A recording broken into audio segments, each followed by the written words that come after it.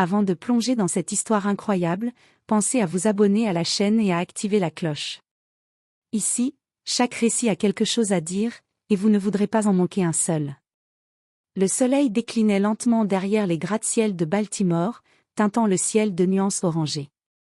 Dans la foule pressée qui se hâtait pour rentrer chez elle, un homme marchait d'un pas mesuré, portant un sac de toile usé à la main. Cet homme, c'était Marcus Johnson, 42 ans, silhouette massive mais droite, regard sombre et calme comme l'acier.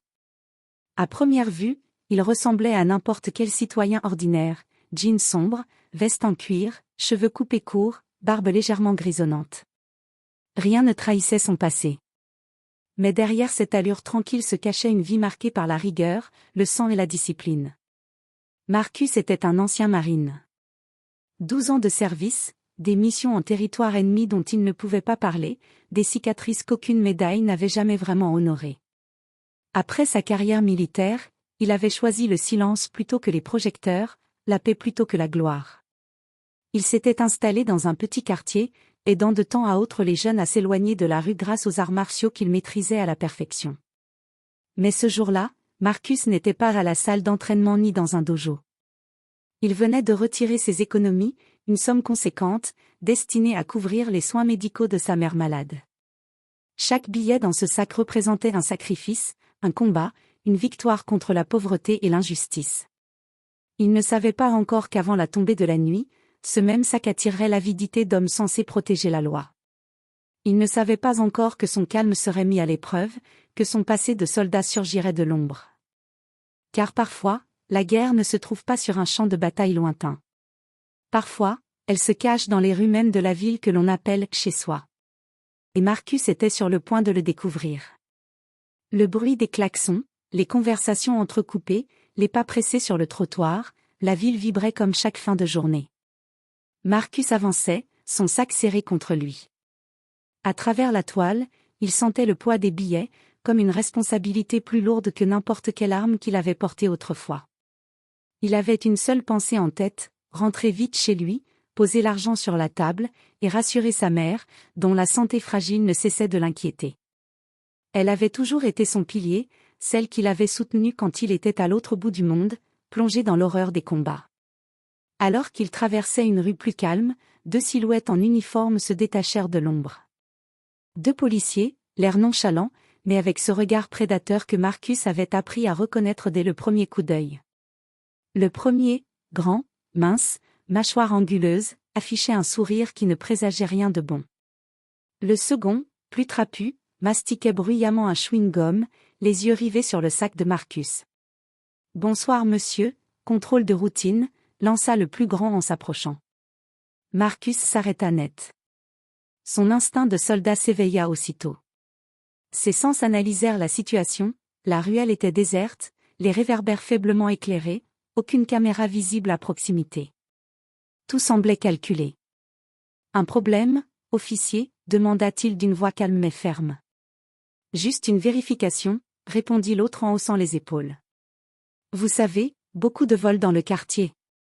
Montrez-nous ce que vous transportez. » Leurs regards convergeaient sur le sac.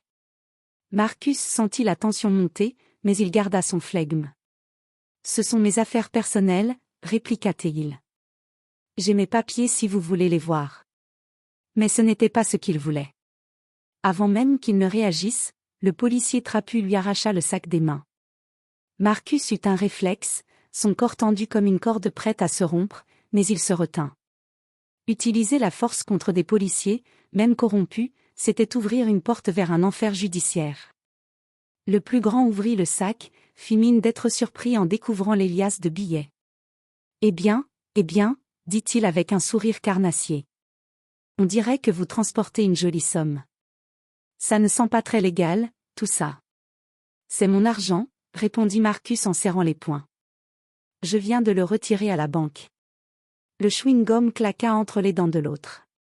Dans ce cas, vous n'aurez rien contre le fait qu'on le garde comme preuve, jusqu'à éclaircissement. Marcus sentit une bouffée de colère brûler sa poitrine.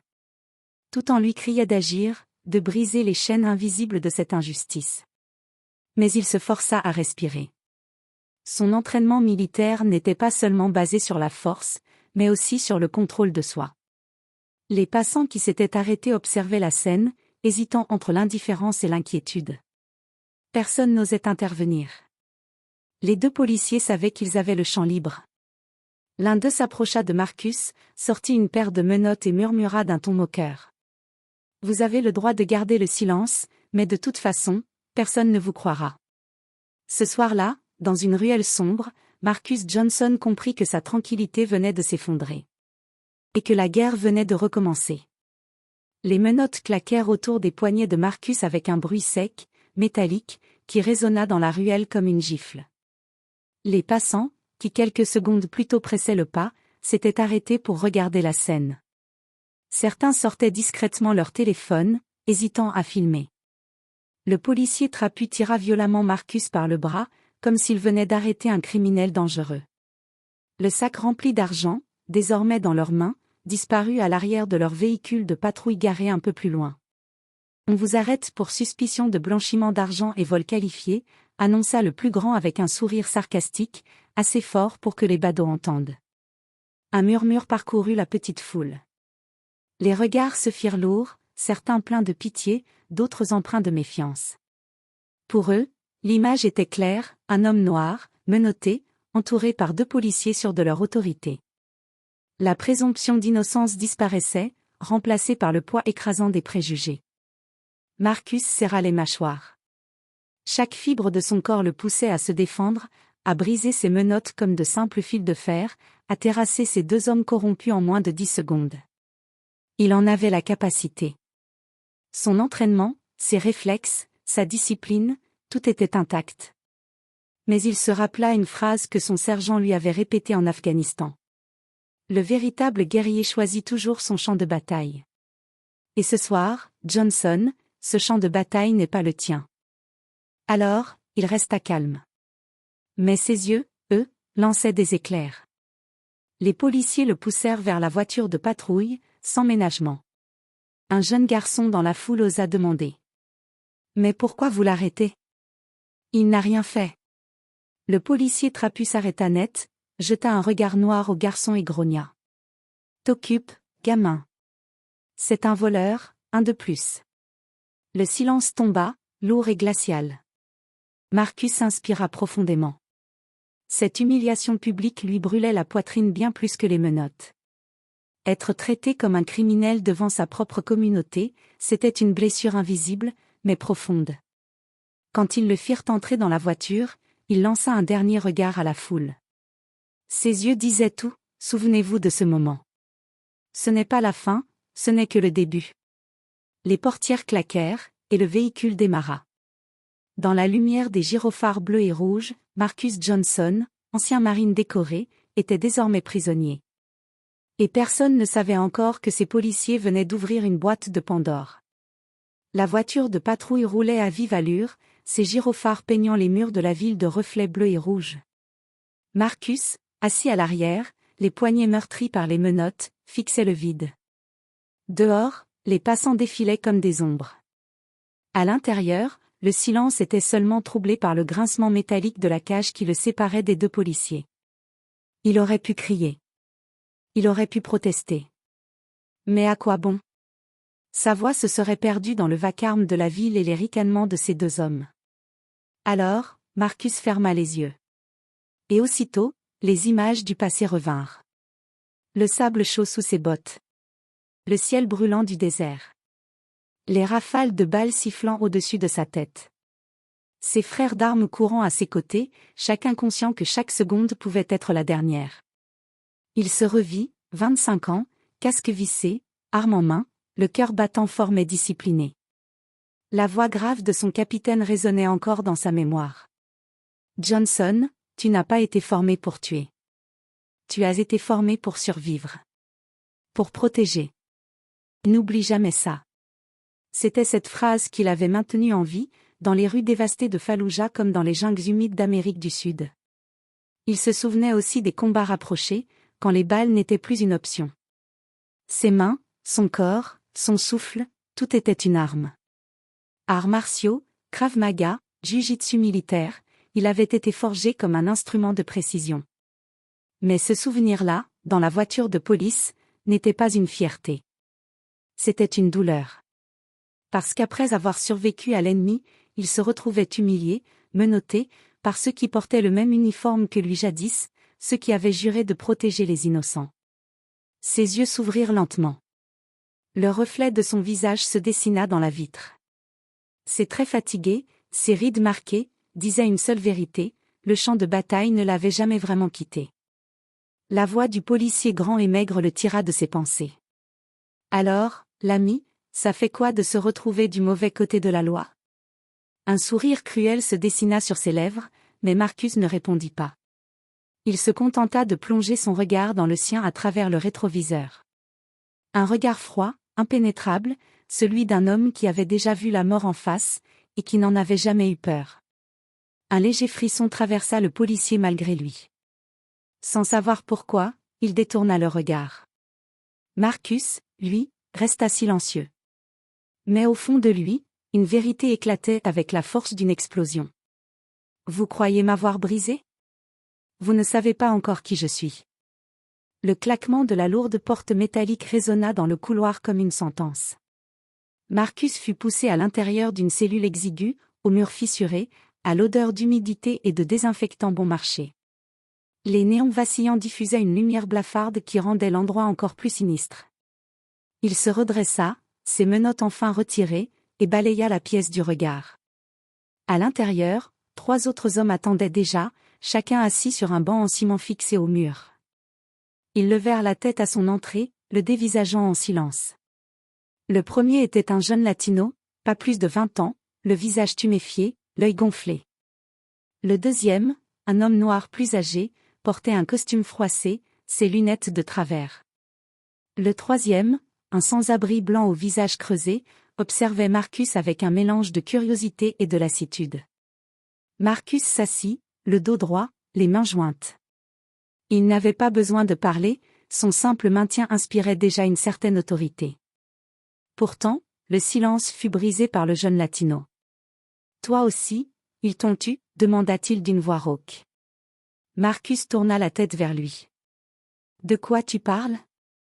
Le jeune esquissa un sourire amer. « Les 2 flics. Le grand et l'autre qui mâchent son chewing-gum tout le temps. Ils me sont tombés dessus hier soir. Ils ont trouvé $50 sur moi, ils ont dit que c'était de la preuve de deal. Résultat, une nuit ici, et sûrement des charges inventées. » L'homme en costume intervint, sa voix tremblante mais claire. « Moi, c'était il y a 3 jours. J'ai une petite boutique de réparation de téléphone. Ils sont venus, soi-disant pour inspection. Ils m'ont pris la caisse du jour, près de $600. Quand j'ai protesté, ils m'ont embarqué. » Il ajusta ses lunettes avec des doigts tremblants.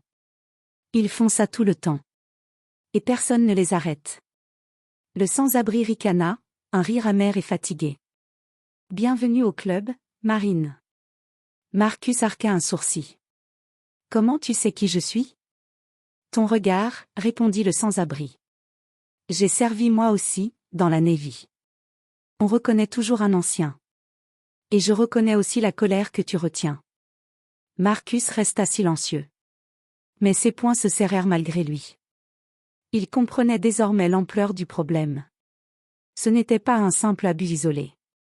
Ces policiers avaient transformé leur badge en outil de racket, détruisant des vies impunément. Le jeune latino se pencha en avant. « Alors, tu comptes faire quoi, soldat ?» Tous les yeux se braquèrent sur Marcus. Son visage resta impassible, mais au fond de lui, quelque chose venait de s'allumer. Une étincelle qu'il avait tenté d'éteindre depuis des années. Il releva lentement la tête et dit d'une voix grave. « Je vais faire ce que j'ai toujours fait, me battre. Mais cette fois, ce sera pour nous tous. » Le silence retomba dans la cellule. Mais ce n'était plus un silence de résignation. C'était celui qui précède une tempête. La nuit était tombée sur le commissariat. Dans la cellule, le silence régnait, seulement troublé par les ronflements légers du sans-abri et la respiration saccadée du jeune latino qui avait fini par s'endormir, épuisé. L'homme en costume, lui, restait immobile, assis dans un coin, comme s'il priait en silence. Marcus, quant à lui, ne trouvait pas le sommeil. Il était assis, le dos collé au mur froid, les yeux ouverts dans la pénombre. Ses pensées tourbillonnaient, violentes, comme une tempête prête à éclater. Tout ce qu'il avait enduré dans sa vie, la guerre, la faim, la peur, la perte de camarades lui avait forgé un mental d'acier. Mais ce qu'il vivait ce soir avait une saveur différente. C'était une injustice qui venait de l'intérieur, de ceux qui portaient l'uniforme non pas pour servir, mais pour détruire. Et ça, Marcus ne pouvait pas l'accepter. Il pensa à sa mère, malade, l'attendant à la maison. Il pensa à l'argent qui aurait dû couvrir ses soins, désormais entre les mains de ces policiers véreux. Une colère sourde monta en lui, brûlante. Mais cette colère ne se traduisait pas en agitation. Au contraire, plus la rage grandissait, plus son esprit devenait froid, méthodique. Il se souvenait de ce que ses instructeurs répétaient. Un soldat perd la bataille quand il agit sous la colère. Mais quand il transforme cette colère en stratégie, il devient invincible. Marcus inspira profondément, ferma les yeux un instant, et visualisa chaque détail, les horaires des gardes, les clés qui tintaient à chaque passage, le grincement de la porte métallique, la position des caméras qu'il avait repérées en entrant. Chaque observation était enregistrée dans son esprit comme une carte tactique. Il n'était plus le prisonnier. Il redevenait le marine. À ce moment-là, il prit sa décision. Il ne resterait pas là, impuissant. Il n'attendrait pas qu'un avocat corrompu ou un juge indifférent décide de son sort. Non. Il allait sortir. Et il allait mettre fin à cette mascarade. Il rouvrit les yeux et fixa l'obscurité. Sa mâchoire se contracta. Son corps, malgré les années, vibrait encore de la discipline et de la force d'autrefois. Le vieil homme en costume, qui n'avait pas fermé l'œil, le regardait en silence. Il murmura doucement, comme s'il avait deviné ce qui se tramait dans l'esprit de Marcus. « Vous allez faire quelque chose, n'est-ce pas » Marcus ne répondit pas tout de suite. Puis, d'une voix grave et basse, il lâcha simplement. « Oui. » À cet instant, le destin venait de changer. Le lendemain, cette cellule ne serait plus un lieu d'humiliation. Elle serait le point de départ d'une révolte silencieuse.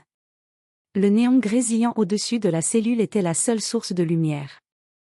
Minuit venait de sonner quelque part dans le commissariat, et l'endroit semblait endormi. Le couloir était silencieux, à l'exception des pas réguliers d'un garde qui faisait sa ronde. Marcus était resté assis contre le mur, les yeux clos, respirant lentement. Mais son esprit, lui, était en alerte. Chaque bruit, chaque vibration du sol, chaque tintement de clé se gravait dans son esprit comme les battements d'un tambour de guerre. Le moment arriva. Le policier de garde, un colosse bâillant d'ennui, passa devant la cellule. Ses clés pendaient à sa ceinture, produisant un son métallique. Marcus ouvrit les yeux, analysa sa trajectoire, son rythme, la position de son arme. Tout était calculé. Le policier s'arrêta devant la grille, jetant un regard distrait. « Alors, les gars, ça dort » ricana-t-il. Personne ne répondit. Les autres détenus feignaient le sommeil. Seul Marcus le fixait. « Et toi, le costaud » lança le policier en le pointant du doigt. « Fais pas cette tête, demain t'auras un juge pour jouer les héros. » Marcus se redressa lentement, s'approchant des barreaux. Son ombre massive se dessina dans la lumière blafarde. « Approche » dit-il d'une voix basse et ferme. Le policier éclata de rire. « Quoi ? Tu veux me faire peur ?» Il s'approcha par défi. Erreur fatale. En une fraction de seconde, Marcus saisit son poignet à travers les barreaux et tira avec une puissance inhumaine. Le policier heurta les grilles de plein fouet, son front cognant le métal. Avant qu'il n'ait pu crier, Marcus l'avait déjà désarmé d'un mouvement sec, la matraque arrachée de sa ceinture. Le colosse chancela, groggy, et Marcus lui asséna un coup précis à la tempe. L'homme s'effondra comme une masse, inconscient. Les clés tintèrent en glissant au sol. Les autres détenus se redressèrent brusquement, les yeux écarquillés. Le jeune latino murmura, bouche bée. « Merde !» Marcus inséra la clé dans la serrure et ouvrit la cellule. Le grincement résonna dans le couloir désert. Il fit signe aux autres. « Sortez. » « Mais, ils vont nous descendre » hésita l'homme en costume. Marcus le fixa. Pas si vous restez derrière moi. Il avança, son pas silencieux, son corps tendu comme une arme vivante. Chaque geste était maîtrisé, chaque mouvement millimétré. Il n'était plus un prisonnier. Il était redevenu ce qu'il avait toujours été, un soldat d'élite. Ils traversèrent le couloir, leurs pas étouffés par le sol poussiéreux. À chaque coin, Marcus tendait l'oreille, anticipant les bruits. Sa respiration était lente, son regard acéré. Lorsqu'un second garde apparut au détour d'un couloir, Marcus réagit comme une ombre. Deux pas rapides, une saisie de l'épaule, un coup au plexus solaire, puis un étranglement silencieux. Le garde s'effondra sans un son. Le jeune latino le regardait comme s'il voyait un fantôme. « T'es pas humain, mec. » Marcus ne répondit pas. Ses yeux, durs comme l'acier, étaient fixés vers la sortie. Le commissariat dormait encore. Mais bientôt, le silence de la nuit allait être brisé. Et Marcus Johnson était prêt à tout. La sortie du commissariat n'était plus qu'à quelques mètres. Marcus avançait avec la précision d'un prédateur, ses sens en alerte, escortant derrière lui les trois autres détenus qui le suivaient comme des ombres. Mais il savait que ce ne serait pas aussi simple. Les hommes qu'il cherchait, ceux qu'il avait humiliés et volés, étaient encore là. Le destin s'en chargea. En tournant dans un couloir plus large, il les aperçut. Les deux policiers corrompus. Le grand, à la mâchoire anguleuse, et l'autre, trapu, mâchant son éternel chewing-gum. Ils discutaient près d'un bureau, le sac de Marcus posé sur la table, entrouvert, laissant apparaître les liasses de billets soigneusement alignés. La vue de cet argent, volé à sa mère malade, fit bouillir le sang de Marcus. Ses doigts se crispèrent autour de la matraque qu'il tenait encore. Les battements de son cœur s'accélérèrent, mais son souffle resta calme, discipliné. « Tiens, souffla le grand en remarquant sa silhouette surgir de l'ombre. Voilà notre héros. Le trapu ricana, crachant son chewing-gum au sol. On dirait que t'as perdu ton chemin, Marine. Marcus avança, ses pas lourds et silencieux. Derrière lui, les autres détenus s'étaient figés, sidérés. Ils comprenaient qu'ils étaient témoins d'un moment qui dépasserait le simple règlement de compte. Cet argent, murmura Marcus, sa voix grave résonnant dans le couloir. Rendez-le. Maintenant. Le grand éclata de rire. Tu crois que t'es encore sur un champ de bataille? Ici, c'est nous qui faisons la loi. Marcus pencha légèrement la tête, son regard perçant. Alors il est temps que quelqu'un vous rappelle ce qu'est la vraie loi. Le trapu sortit sa matraque, la faisant claquer contre sa paume. Oh, crois-moi, on va te rappeler ta place. Ils s'élancèrent presque simultanément. Mais Marcus n'était pas un homme ordinaire. Il se déplaça avec une vitesse fulgurante, esquivant le premier coup comme une ombre, frappant d'un mouvement circulaire précis qui envoya le trapu heurter le mur. L'air s'échappa de ses poumons dans un grognement étouffé. Le grand tenta de saisir Marcus, mais celui-ci pivota, l'attrapa par le poignet et, d'un geste net, le fit basculer au sol. La technique était parfaite, un mélange de jiu-jitsu militaire et de force brute. Le policier s'écrasa, son arme glissant sur le carrelage. « Vous n'êtes pas des hommes de loi, vous êtes des parasites », gronda Marcus, sa voix résonnant comme un coup de tonnerre. Le trapu, étourdi, tenta de se relever, mais Marcus lui asséna un coup de pied précis au torse, l'envoyant rouler contre une table. L'autre se débattait au sol, mais Marcus posa son genou sur sa poitrine et le neutralisa d'une clé douloureuse. Les détenus regardaient, bouche bée. Le jeune latino murmura. « C'est pas un homme. C'est une arme. » Quand le silence retomba enfin, les deux policiers gisaient au sol, haletants, incapables de se relever. Marcus récupéra lentement son sac, le serra contre lui, et se redressa. Ses yeux lançaient des éclairs. Il n'avait pas seulement repris son argent. Il venait de montrer à ces hommes ce qu'était la véritable justice. Mais ce n'était que le début. Car dehors, un autre combat l'attendait, celui de la vérité. La nuit enveloppait l'entrepôt abandonné comme un voile sombre. Le sol en béton reflétait la lumière des néons vacillants, créant des ombres mouvantes qui semblaient danser au rythme du vent. Marcus était tapi dans l'ombre, les muscles tendus, observant chaque mouvement des policiers corrompus. Son sac, truffé de faux billets et de mouchards, attendait patiemment sur une palette poussiéreuse. Les officiers arrivèrent, confiants, riant entre eux comme s'ils étaient les maîtres du monde. Le grand et le trapu, accompagnés de 2 autres collègues, s'approchèrent du sac, murmurant des plans pour leur prochain vol. Chaque mot, chaque éclat de rire était capté par les micros et caméras cachés, reliés à Daniel, le journaliste, et à la procureure qui surveillait la scène en direct. « On va se refaire une bonne somme ce soir », murmura le trapu, fouillant le sac. « Ah ! Et ce Marine, il n'a pas compris qu'on joue dans une autre ligue », ricana le grand. Marcus inspira lentement, concentré. Puis, en une fraction de seconde, il surgit de l'ombre. Ses pas étaient silencieux, mais sa présence imposante stoppa net les policiers. « On dirait que la fête est terminée, messieurs », lança-t-il d'une voix glaciale. Le trapu fit un mouvement instinctif pour dégainer sa matraque, mais Marcus bondit en avant, le désarma d'un geste précis et le projeta au sol. Le grand tenta de l'attaquer par derrière, mais Marcus pivotant, utilisa une clé de bras impeccable qui fit s'effondrer l'homme en un cri étouffé. Les 2 autres policiers dégainèrent leurs armes à feu, mais Marcus, anticipant chaque mouvement grâce à son entraînement militaire, se jeta à couvert derrière une vieille caisse métallique. Les balles sifflèrent autour de lui, mais il ne paniqua pas. Chaque respiration était calculée, chaque mouvement, stratégique. D'un bond, il neutralisa le premier avec un coup de pied tournoyant, puis fit tomber le second dans un enchaînement de prises de jiu-jitsu maîtrisées. Les policiers gisaient sur le sol, haletants et vaincus, tandis que Marcus récupérait le sac et s'assurait que les mouchards restaient actifs. Le silence retomba. La scène, filmée en direct, montrait désormais le visage de ces hommes corrompus, avouant leurs crimes et humiliations. Marcus s'agenouilla, ramassa une liasse de faux billets, et la jeta au sol, regardant les policiers avec un mélange de colère et de calme absolu. Vous pensiez pouvoir abuser de n'importe qui, mais vous ne saviez pas que vous affrontiez quelqu'un qui ne se laisse jamais briser. Dehors, les premières lueurs de l'aube commençaient à poindre. À cet instant, Marcus savait que le monde allait voir la vérité.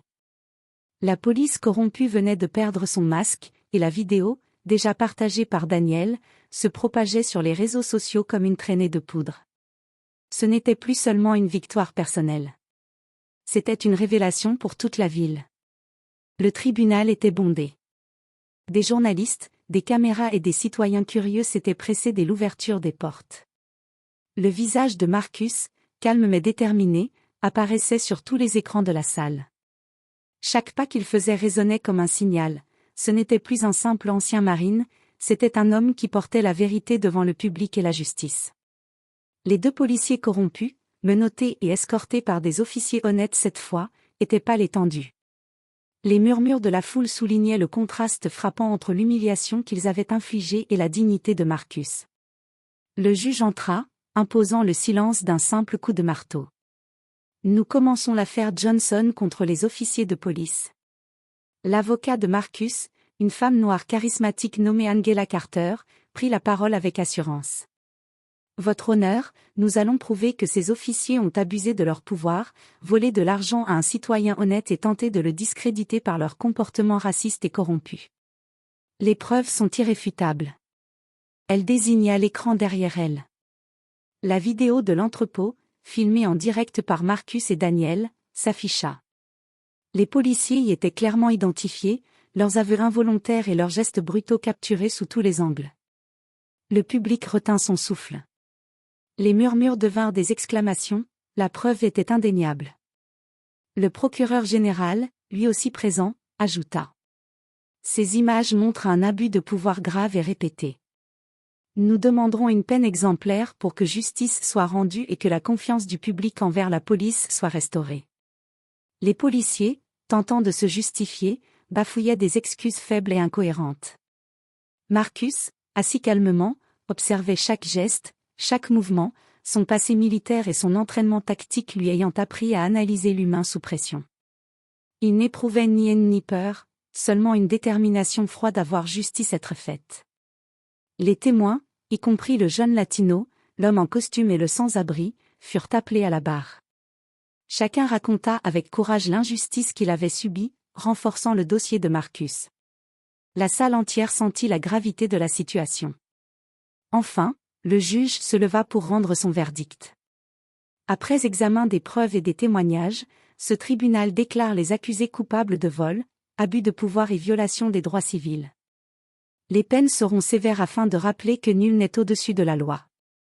Un silence respectueux suivit. Puis, dans un murmure à peine audible, la salle éclata en applaudissements. Marcus se leva lentement, le visage marqué mais serein. La justice avait été rendue. Ce procès n'était pas seulement une victoire personnelle. Il était devenu un symbole. Un rappel que le courage, la discipline et la persévérance pouvaient triompher, même face à la corruption la plus enracinée. Et pour Marcus Johnson, ce n'était pas la fin. C'était le début d'un nouveau combat, celui de protéger sa communauté et de veiller à ce que plus personne ne subisse ce qu'il avait vécu. Quelques semaines après le procès, la ville semblait respirer un air plus léger. Les journaux, les chaînes de télévision et les réseaux sociaux ne parlaient plus que de Marcus Johnson, l'ancien marine devenu symbole de justice et de courage. Mais Marcus, lui, ne cherchait ni la gloire ni les honneurs. Il avait retrouvé sa mère, l'accueillant avec un sourire qui en disait long.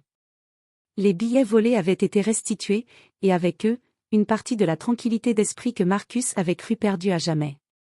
Sa mère, émue jusqu'aux larmes, le serra dans ses bras. « Tu m'as donné plus que de l'argent, Marcus, » murmura-t-elle. « Tu m'as rendu ma dignité. » Mais Marcus savait que le plus important n'était pas la récompense matérielle. C'était le fait d'avoir transformé l'injustice en exemple, de montrer que même face à des institutions corrompues, un homme déterminé pouvait faire la différence. Dans les semaines suivantes, il décida de mettre son expérience et ses compétences au service de la communauté. Il ouvrit un centre de formation aux arts martiaux et à la discipline pour les jeunes du quartier, enseigna non seulement le combat, mais aussi la confiance en soi, le respect et l'importance de la justice. Ses anciens frères d'armes vinrent régulièrement pour donner des conférences et partager leurs expériences, inspirant une nouvelle génération à être forte, mais juste. Un soir, Marcus se tenait devant la salle principale du centre. Les jeunes le regardaient avec admiration et respect. Il sourit doucement, repensant à son passé, la guerre, les blessures, la trahison, l'humiliation, tout avait mené à ce moment. Il n'était plus seulement un ancien marine. Il était devenu un mentor, un leader, un symbole de résilience et de courage. Et tandis que le soleil se couchait sur la ville, ses yeux brillaient de cette même détermination qu'il avait toujours portée.